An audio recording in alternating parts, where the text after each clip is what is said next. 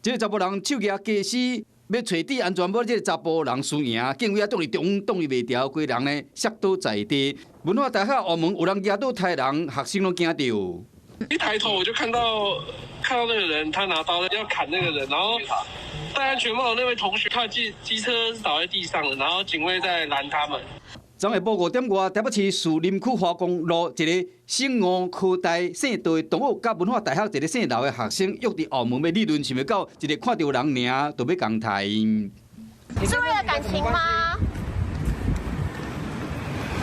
那个女的先找我。谁？是他先打你的吗？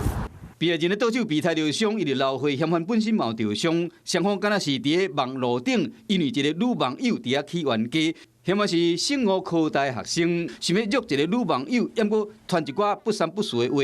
文化大学生看甲袂出的，双方伫网络顶伫遐互呛，佮甲嫌犯的老母斗，所以讲一见面就出手伤人。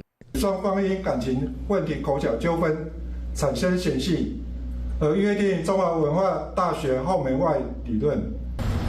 会向被害人说道歉吗？因为感情纠纷，嫌犯情绪失控，伫校门口搬即出。